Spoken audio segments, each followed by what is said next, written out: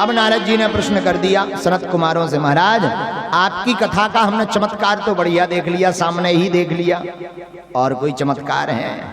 बोले है। बोले सुनो।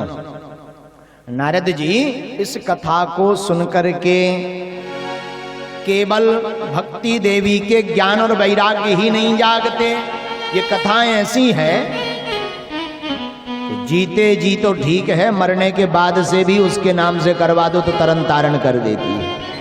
बोले महाराज ये और बड़ी खतरा वाली बात, जिंदा आदमी नहीं, मरो भी स्वाहा।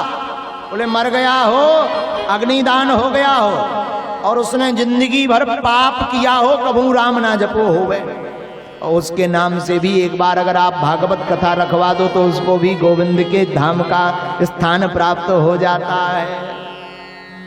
महाराज ये केवल बातें भर बता रहे हो, अपने मठा को कौन पतला बताता है? अपने प्रोडक्ट को बेचने के लिए बढ़िया बढ़िया मार्केटिंग की जाती है।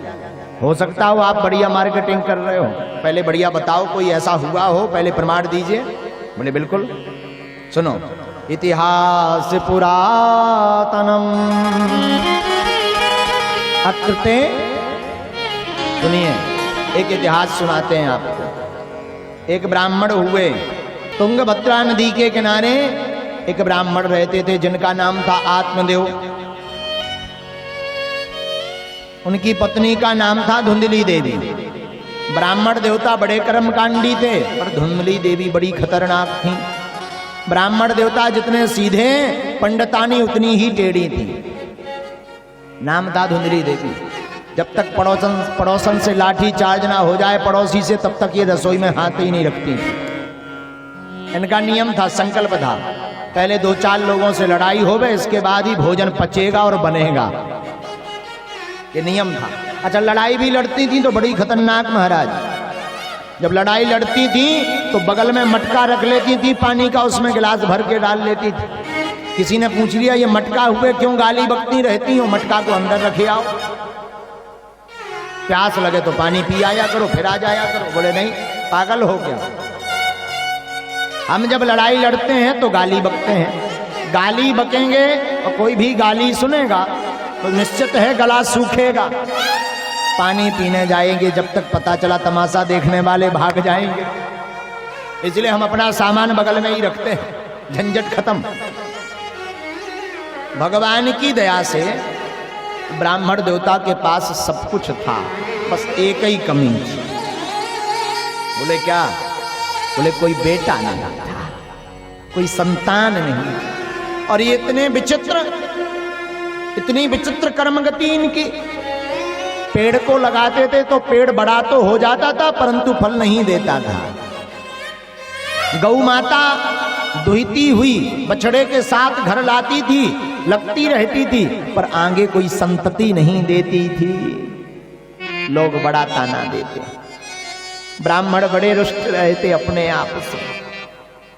एक दिन ब्राह्मण ने सोच लिया इस संसार में मरना ही श्रेयस्कर है, बोझ नहीं सह सकते लोगों के तानों का। और पड़ोसियों का बड़ा खतरनाक काम है जले पर नमक छिड़कने का, ये जगत का काम है। मलहम बहुत कम लगाते हैं, मलहम जले पर वो लगाते हैं जो तुम्हें चाहते हैं। मलहम जले पर वो लगाते हैं जो तुम्हें चाहते हैं, बाकी तो सब नमक डाल करके और फड़फड़ाना चाहते हैं। लोगों का काम है आपको परेशान करना। ब्राह्मण देव आत्मदेव ने सोचा क्या किया जाए। सब छोड़ छाड़ के वन चले गए और जंगल में एक वृक्ष के नीचे बैठ करके रोने लगे ब्राह्मण देवता कि हे भगवान, हम कितने अभागे हैं, न जाने ऐसा कौन सा पाप कर्म हुआ जिससे ये भोगना पड़ रहा। इतने में एक महात्मा वहां से जा रहे थे। महात्मा ने देखा जंगल का काम, बियाबान बीहड़ जंगल, कोई रो रहा, तिलक लगाए हुए हैं, माला पहने हुए, सिखा भी है, लगता ये पक्का ब्राह्मण है और भगवान का भक्त है, जाकर के जरा सत्संग कर लेना चाहिए। पहुंच गए। कथम रोदसी विप्रात्वम काते चिंता बलीयसी बदतम सत्यवरम मह्यम स्वस्य दुःखस्य कारणम, स्वस्य दुःखस्य कारणम। क्यों रो रहे हो ब्राह्मण देवता? अपना विस्तार पूर्वक दुख हमें बताइए, या भगवान की भक्ति में रो रहे हो? ब्राह्मण देवता बोले महाराज हमें जीवन में एक ही दुख है। बोले क्या? अब अपने मन की बात क्या बताऊं महाराज, भगवान की दया से सब कुछ है, धन है, नाम है, ज्ञान है, पर एक ही कमी है, कोई संतान नहीं है, बेटा नहीं है। महात्मा बोले पागल हो ब्राह्मण देवता, ये बेटा बेटी किसी के नहीं भये हैं, बेटा कभी किसी का नहीं हुआ है। इन चक्करों में मत पड़ो, बढ़िया भगवान का भजन करो, माला लो, हरि नाम जपो, कीर्तन करो। ब्राह्मण देवता समझाने लगे, महात्मा जी आप क्या जानो बेटे का सुख, जब पापा पापा कहता हुआ बेटा नजदीक आता है तो कान में रसगुल्ला जैसा घुल जाता है। आप क्या जानो, आप ठहरे साधु महात्मा, आपको क्या पता बेटे का सुख क्या होता है। महात्मा बोले देख भाई अब तेरा हम भाग्य पढ़ के देखते हैं क्या स्थिति है। महात्मा बोले सुन, एक जन्म तो एक जन्म, तुम्हारे भाग्य में जो लिखा हुआ है सप्त जन्मावधि तव पुत्रो नैवचा नैवचा, एक जन्म तो ठीक है, 7 जन्म तक तुम्हारे भाग्य में कोई पुत्र नहीं लिखा हुआ है। अरे अब तो पहाड़ टूट गया दुख का आत्मदेव ब्राह्मण पर, खपाड़ लिया, महात्मा के चरणों में भड़ाक से मार दिया। महात्मा डर गए, भयभीत हो गए, भाई क्या कर रहा है? अरे बोले महाराज अब हम प्राण तुम्हारे चरणों में त्याग रहे हैं। क्यों? पहले तो एक ही गुना दुख था, तुमने ये बता करके हमारे दुख का लेवल 7 पर पहुंचा दिया, 7 गुना और बढ़ा दिया। तैयार हो जाओ ब्रह्म हत्या भोगने को। अब या तो आशीर्वाद दो कि बेटा होगा, या फिर ब्रह्म हत्या भोगने को तैयार हो जाओ।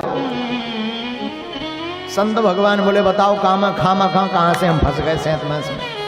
ऐसे बढ़िया चले जा रहे थे, हम तो सोच रहे थे ये भगवान का भक्त बैठा, ये तो बेटे का भक्त बैठा है। बेफिजूली में बच गए भाई। अब अगर नहीं आशीर्वाद देते हैं तो ब्रह्म हत्या भोगेंगे, क्या किया जावे? मन में विचार करते रहे। ब्राह्मण देवता कहते हैं सुनो महाराज, हमने सुना है संत की वाणी पर भगवान को भी विचार करना पड़ता है। संत की महिमा अपरंपार, संत संग सम धर्म न दूजो, कह रहे वेद पुकार। जप तप नियम ध्यान व्रत संयम, करियो वर्ष 1000। कठिनाई से मिले परम पद, कहु न निर्विघ्न विकार। संत की महिमा अपरंपार,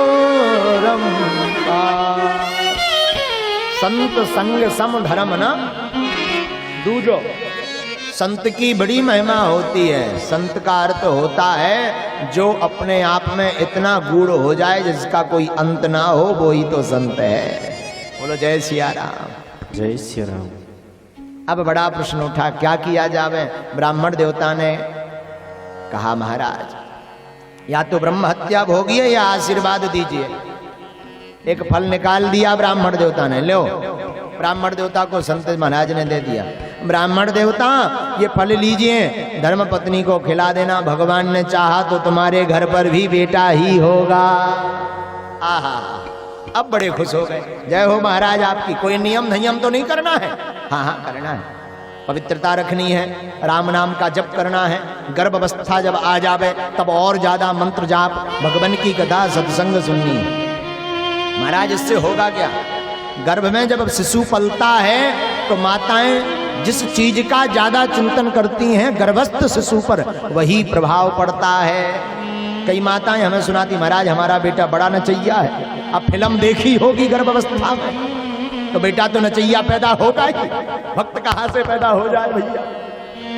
इसलिए गर्भ में जब शिशु हो तब ध्यान रखना चाहिए, भगवान की कथा ज्यादा सुननी चाहिए, भक्ति ज्यादा करनी चाहिए। उससे जो बालक होगा वो भगवान का भक्त प्रकट होगा।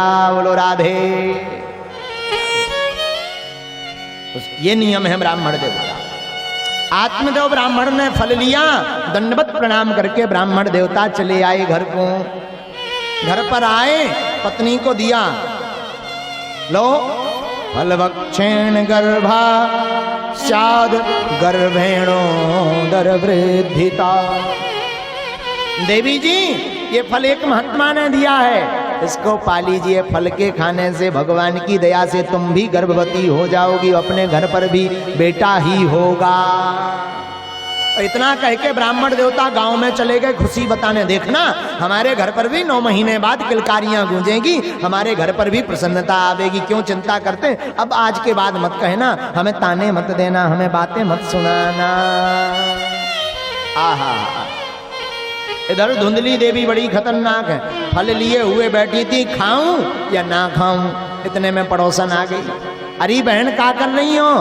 अरे बहन तू सही आ गई, मैं तो बड़ी चिंता में बैठी हुई थी। क्या चिंता है?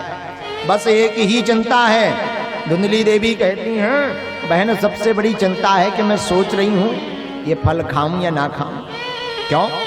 ये हमारे स्वामी जी लाए हैं और उन्होंने कहा है फल को लीजिए, भगवान का नाम लेकर के पाइए तो तुम गर्भवती हो जाओगी। तू ही बता, कहीं फल खाने से कोई गर्भवती होता है?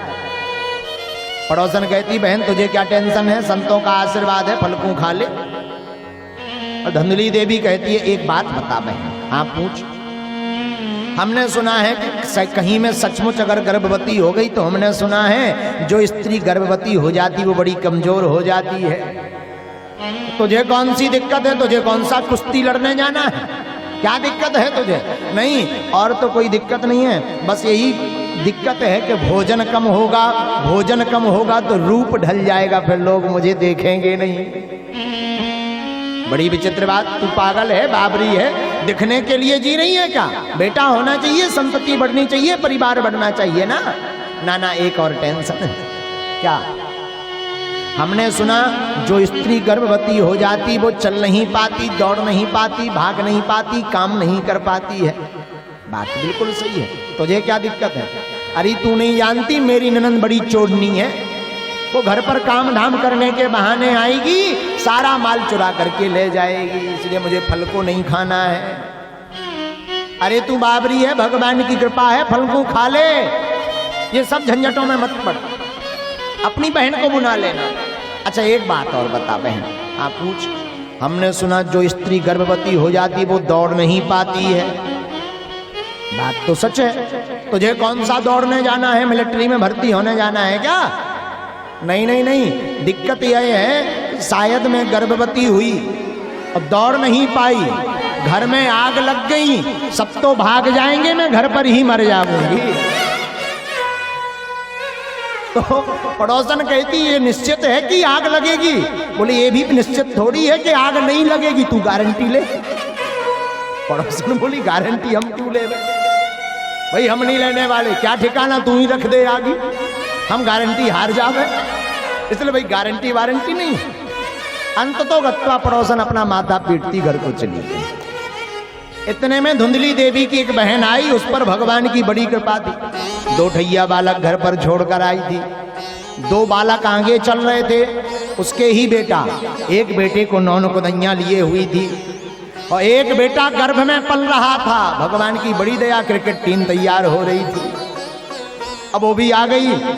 धुंधली देवी ने कहा, अरे बहन तू बढ़िया आ गई, आजा बैठ जा। अरे बहन तू चिंता में क्यों दिख रही है? कुछ मत पूछ, ये स्वामी जी फल लाए हैं, कहा इसको खा ले, गर्भवती हो जाएगी, बेटा हो जाएगा। अब तू ही बता क्या फल खाने से बेटा होता है? ये किसी संत महाराज ने दिया है? बहन तो चाहती थी कि भगवान करे इसके कोई संतान ना हो, हमारे इतने हैं, 1-2 यहीं पर शिफ्ट हो जाएंगे, तो भगवान करे इसके कोई। अरे बहन तू काइन बाबाओं के चक्कर में पड़ी हुई है, ये बाबा बड़े खतरनाक होते हैं, ना जाने कौन सा जादू का मंत्र लगा दे, तुझे बस में कर दे, पागल कर दे, क्या कर लेगी? बात तो बिल्कुल सही कही, पर मैं स्वामी जी को क्या बताऊंगी? स्वामी जी बड़ी निष्ठा से लाए हैं। एक काम कर, तू गर्भवती के चक्कर में मत पड़, अभी अभी हमारे गर्भ आया है, तू गर्भवती होने का नाटक शुरू कर दे, हमारे जो भी होगा हम तुझे दे देंगे। अपने पति का, मेरे पति का मुंह चुप करने के लिए कुछ संपत्ति दे देना, मैं उन्हें समझा दूंगी। ये बढ़िया उपाय है, सरल उपाय है। इतना उपाय जैसे ही बताया तो वह धुंधली देवी प्रसन्न हो गई और पूछने लगी इस फल का क्या किया जाए। ये जो गाय है ना कई दिनों से बंधी, इसके कोई संतान नहीं है, इस गौ माता को ही वो फल को खिला दे। गाय को फल को खिला दिया, खुद गर्भवती होने का नाटक किया। कालांतर में धुंधली की बहन के एक बेटा हुआ। वो रातों रात चुपके से धुंधली को दे दिया और कुछ संपत्ति देकर के उसके पति को चुप करा दिया। अजब जैसे ही बेटा भया धुंधली की बहन का और इधर खुशी मनाई गई, ब्राह्मण देवता बड़े प्रसन्न भये क्योंकि गर्भवती होने का उनकी पत्नी नाटक करती रही। ब्राह्मण देव बड़े प्रसन्न भये, भैया जय हो, भगवान और संत भगवान की जय हो, हमारे घर पर भी बेटा हो गया। बाजे बजने लगे, बधाइयां बजने लगी, लोग जय जयकार करने लगे। अब कई दिन तक महोत्सव चला, ब्राह्मण देव संत की जय जय करने लगे, अच्छे साधु मिले, हम पर कृपा कर गए। लेकिन जो फल गाय को खिलाया था उसके भी एक बेटा हुआ। उसके जो संतति हुई वो बछड़ा नहीं हुआ, बछड़ी नहीं भई, उससे जो संतति हुई उसका पूरा शरीर मानव जैसा था, बस कन कान कर्ण केवल गौ जैसे थे। अब तो और कौतूहल का विषय बन गया। पूरे क्षेत्र के लोग देखने आने लगे। भैया पहले तो ब्राह्मण देवता के घर पे एक भी पुत्र नहीं था, अब तो गैया के भी पुत्र होने लगा। बड़ी बात है। बड़े बड़े लोग चमत्कार देखने आने लगे और चमत्कार देखने लगे। सबने दर्शन किए, ब्राह्मण देवता ने भी दर्शन करवाए सबको। एक दिन ब्राह्मण देवता अपने बालक का नाम सोच ही रहे थे कि क्या रखा जावे, सोच ही रहे थे। तो जो गौ के बालक था उसका नाम कान गौ जैसे थे, तो नाम रख दिया गौकर्ण। क्या? गौकर्ण। अपने बेटे का नाम सोच ही रहे थे, तब तक धुंधली देवी जी आ गई। बोली महाराज क्या कर रहे हो पंचांग लेकर के? देवी जी बेटे का नाम संस्कार कर रहे हैं। महाराज 9 महीना गर्भ में दुख हमने भोगा है, हमने शिशु को पाला है, तो नाम रखने का अधिकार ही हमको होना चाहिए। देवी जी तुम अपने हिसाब से रख लो। महाराज हमारा नाम धुंधली देवी, तो बेटे का नाम धुंधकारी। अब बेटे का नाम हो गया धुंधकारी। अब भागवत में आया है आगे, गौकर्णो पंडितो ज्ञानी धुंधकारी महाखला। जो गोकर्ण हुए वो तो बड़े पंडित हुए, ज्ञानी हुए, विद्वान हुए, परंतु जो धुंधकारी भया वो महाखल भया, बचपन से ही बड़ा खतरनाक हुआ। छोटे छोटे बच्चे पल्ले में लेटे हों, चाटी लेकर के भाग जाता, 2-4 चाटा मार के भाग जाता।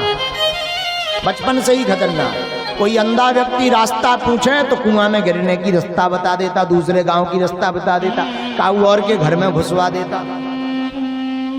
इस पड़ोसी का सामान लेवे, दूसरे पड़ोसी के घर में रखे आवे, दोनों की लाठी बाज जावे चोरी के चक्कर में। बचपन से ही महाखल भया।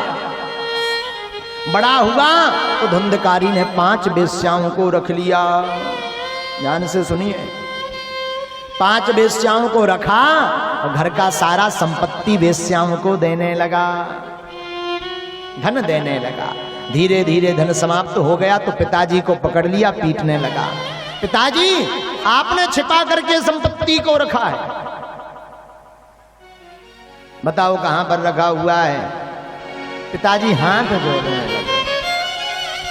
बेटा कुछ भी नहीं है। पिताजी को खूब पीटा धुंधकारी ने,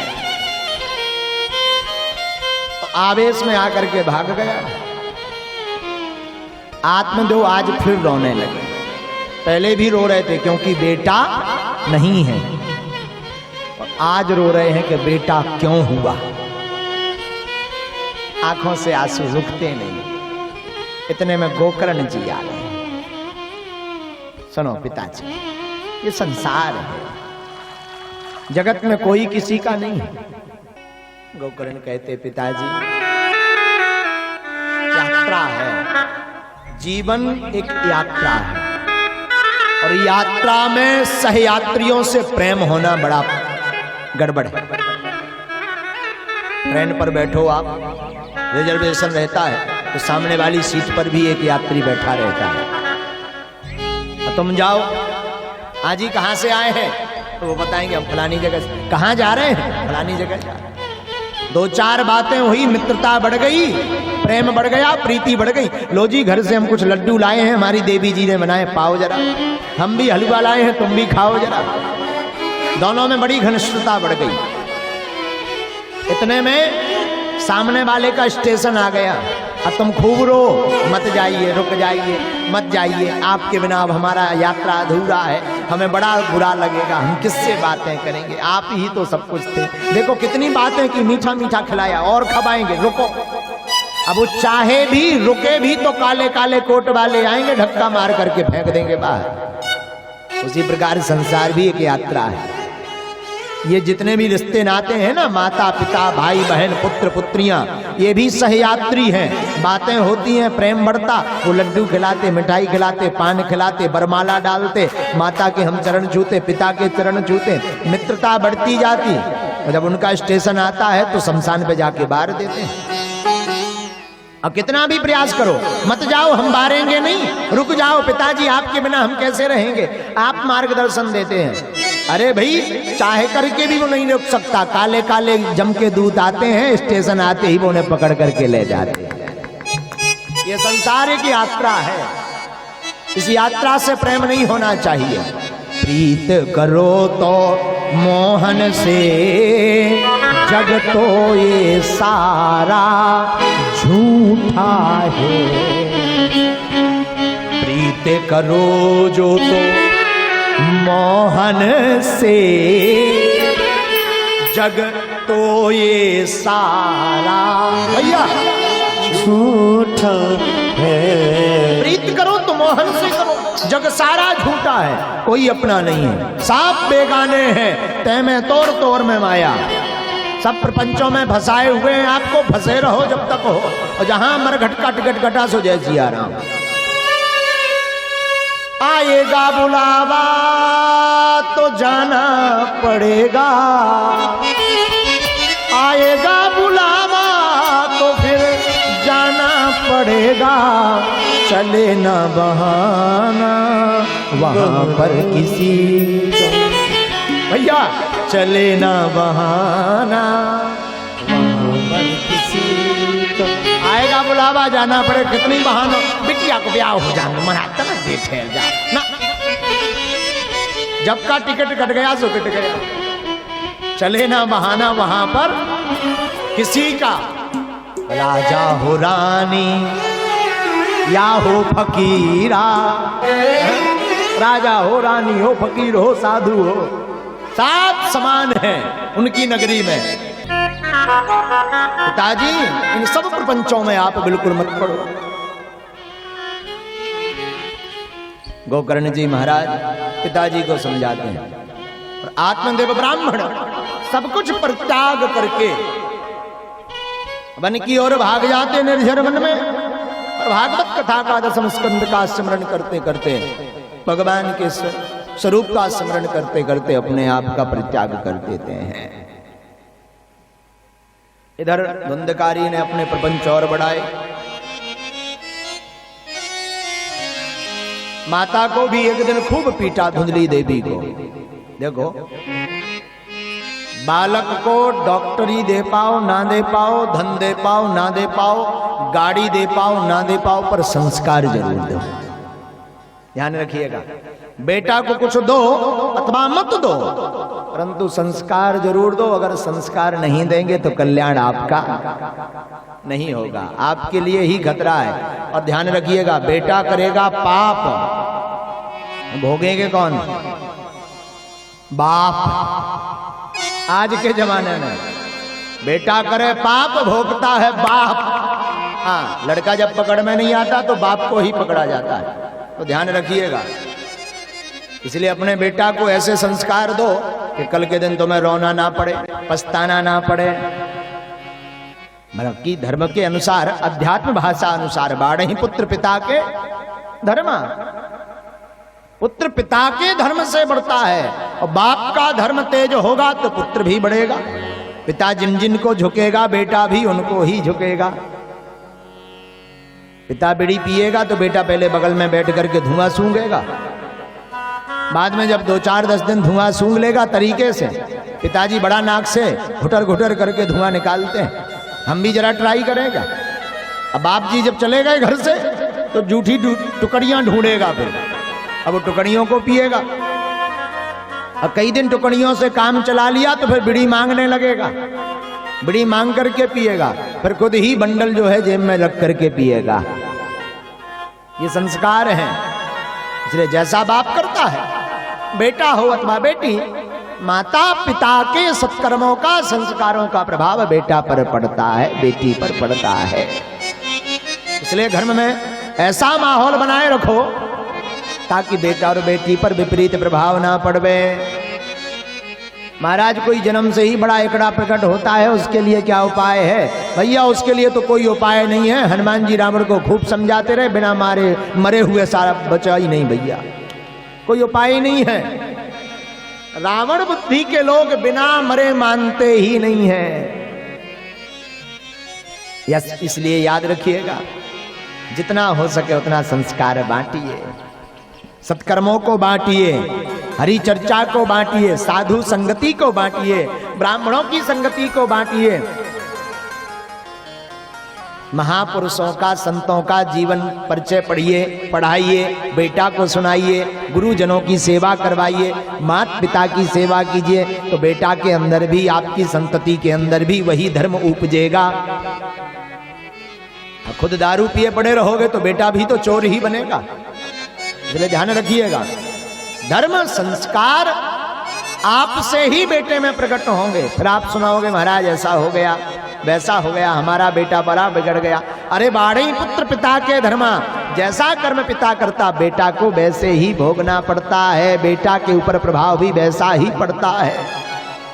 आहा, आज धुंधकारी ने पिताजी को भगा दिया, माताजी को भी पीटा। माता धुंधरी देवी जब पिट गई तो रात के समय उन्होंने भी विचार किया, हमें भी अपने प्राण त्याग देना चाहिए, और बहुत सारे पत्थर अपनी पल्लू में बांध करके अंधकूप में गिर करके धुंधली देवी ने भी प्राणों की आहुतियां दे दी, मर गई। अब ये सयाना हो गया, अकेला राजा बन गया, तो 5 वेश्याओं को घर पर रख लिया। धन संपत्ति तो थी नहीं, क्या किया जावे? चोरी करने लगा वेश्याओं को देने के लिए। चोरी करने लगा तो एक दिन राजा का धन चुरा करके लाया। वेश्याओं ने देखा ये राजा का धन भारी चुरा करके लाया, एक दिन ये अवश्य पकड़ा जाएगा, नाम पूछेगा तो राजा को ये अपना भी नाम बता देगा, तो इसके साथ साथ हम आपको भी फांसी लगेगी। क्या किया जाना चाहिए? एक काम करो, बोले का इसको मार देते हैं, मटेरियल माल खूब हो गया है, इसकी प्राणों की आहुति दे देते हैं और चलते हैं, दूसरी जगह देखेंगे। रात के समय धुंधकारी को खूब मदरा पिलाई, और जब वो लस्त होने लगा, सुस्त होने लगा, तो गले में रस्सा डाल करके प्राण पखेरु उड़ा दिए, और जलते हुए अंगारे धुंधकारी के मुंह में ठूस ठूस करके वेश्याओं ने भर दिया। वहीं पर गड्ढा खोद करके धुंधकारी को गाड़ करके वेश्याएं चली गई धन लेकर के। इधर धुंधकारी शांत हो गया, उधर गोकर्ण जी महाराज ने गया दान श्राद्ध किया। अनेक तीर्थाटन करने के बाद कई दिनों बाद घर को आए, तो रात को रुके तो एक प्रेत सताने लगा, वो कभी कुछ बने कभी कुछ बने, माया दिखाने लगा। गोकर्ण ज्ञानी है, गोकर्णों पंडितो ज्ञानी। अंजलि में जल लिया, अभिमंत्रित किया, और प्रेत आत्मा की ओर छिड़काव कर दिया, तो वो खड़ा होकर के रोने लगा। गोकर्ण ने पूछा कौन? अरे भैया हम तुम्हारे बड़े भैया धुंधकारी हैं। भैया तुम? हाँ, तुम्हारे नाम से तो हमने गया जी में खूब पिंडदान करवा दिए हैं, पर तुम प्रेत योनि में कैसे? धुंधकारी कहता है भैया हम कोई साधारण पापी नहीं है, नंबर 1 के पापी है, हमने जीवन भर पाप के अलावा कुछ किया ही नहीं है। कोई बढ़िया सा उपाय करो वरना हमारी तो बड़ी बुरी गति है। गोकर्ण जी कहते हैं चिंता मत करो, कोई ना कोई हम उपाय निकालते हैं, रात भर रुको ठहरो। सुबह भाई गोकर्ण ने कई महापुरुषों को वंदन किया, पूछा पर कोई अर्थ नहीं निकला। और सूर्य भगवान को अर्घ दे ही रहे थे, तब तक व्योमवाणी आकाशवाणी से प्रेरणा लगी। सुनो, गोकर्ण जी अपने भाई को प्रेत योनि से मुक्त करना है तो श्रीमद् भागवतम महापुराण तिलकम, श्रीमद् भागवत रूपी सदग्रंथ को रखिए, तुम्हारा भाई प्रेत योनि से मुक्ति पा जाएगा। बोलो भागवत भगवान जय की जय। आहा, जैसे ही सुना भागवत रूपी सदग्रंथ का पारायण रख दिया। बड़े बड़े देवी देवता रूप बदल करके कथा सुनने को आए, आसपास के लोग आए और धुंधकारी भी प्रेत योनि में वायु रूप में भागवत कथा को सुनने पहुंच गया।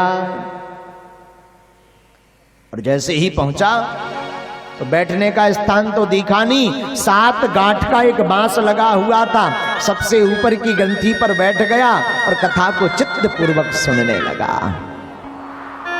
पहले दिन की कथा हुई तो पहली ग्रंथि फट गई, दूसरे दिन की कथा हुई दूसरी ग्रंथि फट गई, तीसरे दिन की कथा हुई तीसरी ग्रंथि फट गई, 7वें दिन 7 ग्रंथियां फट गई। अब वो नवनीत स्वरूप लेकर के भागवत भगवान के सामने भरे समुदाय श्रोता के सामने प्रकट हो गया, श्यामल देह लेकर के हाथ जोड़ करके आहा और प्रार्थना करने लगा।